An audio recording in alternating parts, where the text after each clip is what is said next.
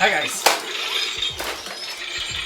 Alright, Sean over here. We're doing the top 5 unboxings, tech reviews of all 2019 devices that were my faves this year that really stood out.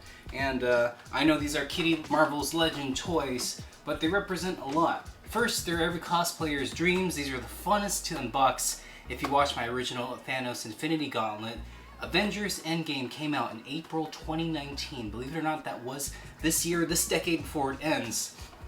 And this power gauntlet represents Tony Stark when he saves the Marvel crew from defeat. It really means a lot to get that in store, and I hope you enjoy this very quick 10-second unboxing as we set that up.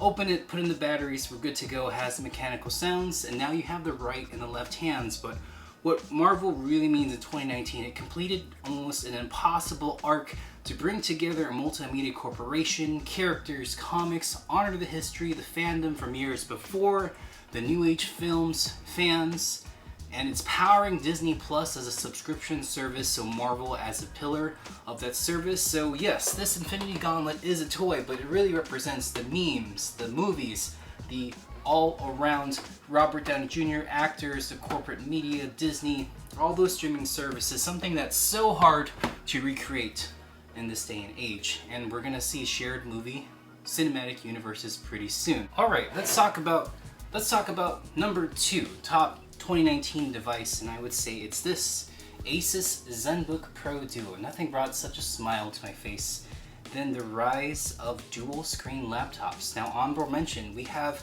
the Samsung CRG9 49-inch ultra-wide curved display in the back, but this really represents the future of 2-in-1 laptops, or the powerhouse of the original form factor of the clamshell with another screen. You can see how beautiful this OLED screen right here is versus this matte LCD screen that's a touchpad on the bottom. And we're really going to see the future of these devices in 2020, where screen real estate is going to take over every single edge and bezel of each device. And you can see here the first implementation. For those of you who commented that this power display that my video about is only powered by a Razer that's running a GTX 1070, this here is the RTX 2060, so I wouldn't underestimate the power of portable gaming laptops, especially when this has an RTX 2060, the highest right now RTX 2080 Ti. These graphics cards are getting smaller. The laptop gaming form factor is being taken seriously, and the fact that this added another screen here, there's so much future and potential, and I had so much fun with this device when I unboxed, when I reviewed this, and I could play these devices, shut down the screen, make this a serious gaming laptop contender with a very premium build. There's no creaks. The screen is so beautiful. The Asus Zenbook, the Asus ROG Zephyrus, that whole line of laptops are serious gaming laptops, and this was the first dual screen laptop in the world that really took up all the real estate that the laptops have. So be prepared for better implementations of this device in the next decade, especially with the Surface Duo and the Surface Neo coming out, the foldable displays, or the laptop that doesn't even have a keyboard, only a Bluetooth optional attachment.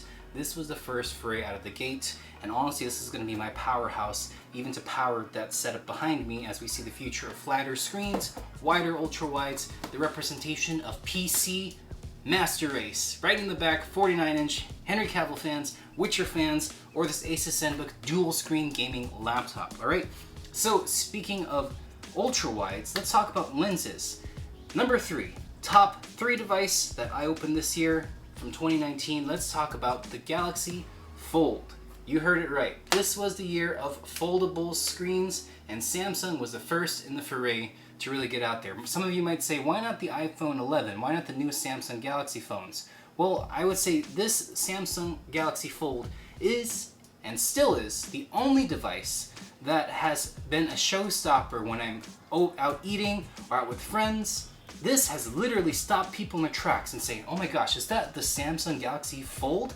Yeah, it is. Full real estate, a full phablet in your pocket that functions as a full phone with the screen in front, and it's been nearly 5 months since its release, and it's still powering super strong, and I still use this phone every day in conjunction with my iPhone or my shooters out there This is a very capable cell phone, and expect to see the Moto Razr in next year.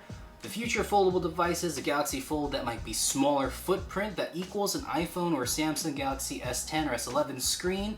And I hope it keeps with this phablet form factor, because I'm for, if you haven't noticed in the back, big screens. The Galaxy Fold was definitely one of my favorites from this year. All right, so let's move on to shooting in ultra wides. Now, honorable mentions would be the iPhone 11 Pro and the integration of wide angle camera lenses.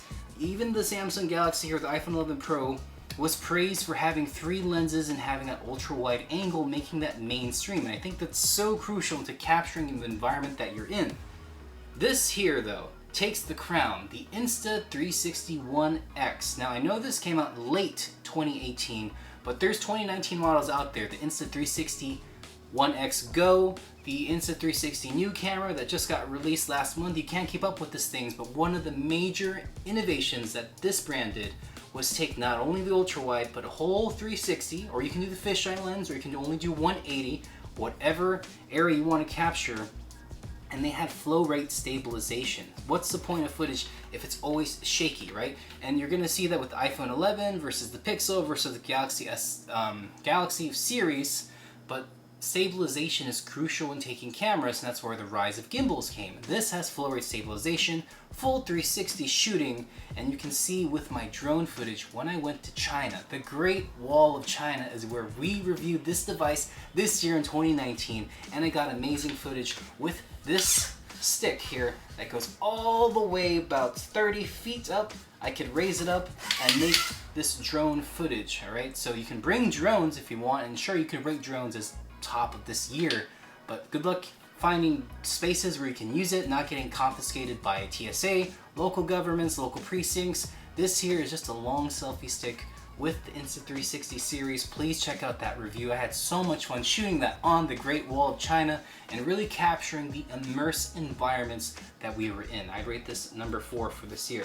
Now, let's go to our last and favorite reviews for this year. Honorable mention for me goes for the Nintendo Switch. Now, I didn't necessarily unbox this year, but the new fitness craze games have come out for the Nintendo Wii, which has that circular band where you can flex in and flex out, and that's coming in the mail for me.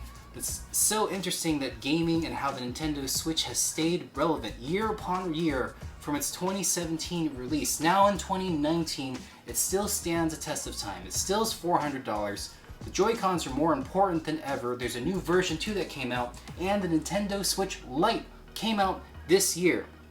For me, that's what caused me to say I want to go join this ecosystem. I was debating a Nintendo Switch Lite for $200, but I needed the OG Nintendo Switch to play my games like Mario Party or the new fitness game that's on here, the spiritual successor for Wii Fit 2 per se on the Nintendo Switch, and just all the innovation that goes and controller fun that comes into this device. With all my friends, my family, they love picking this up and making this their main play games, and this is coming from someone, as you know on my channel, who works in gaming, Xbox, and who really loves the just gaming world. And the fact that you can pick up and play this and have so much fun with friends and family, even in this day and age in 2019, the Switch is an essential travel device, essential gaming device. It's so fun.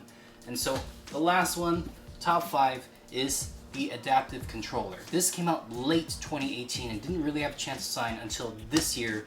I personally gave a keynote for a bunch of PhD students over in San Luis Obispo for their college, but this Xbox adaptive controller will help those play in adaptive environments. And if you haven't seen my keynote for that, I've given speeches highlighting the work of Bryce Johnson and all the controller work, where you have different, even the packaging here, you can just open this guy up with one touch just like that and bring out the controller. So much thought and care went into this type of gaming controller, so much history. You have 18 different inputs there. This is the entire A button. This is the entire B button right here. You have all these different threads for those in wheelchairs or different play styles. All these feet, a USB port right there, headphone jack, ways that you can put even Joy-Cons or joysticks per se on here and play the way that you need to play with any form or function that you have. All right, so had so much fun showcasing this device this year on the road, at least for my career, for my job, and promoting this out there to all the students, those in need, those with limb differences. It's been an amazing journey.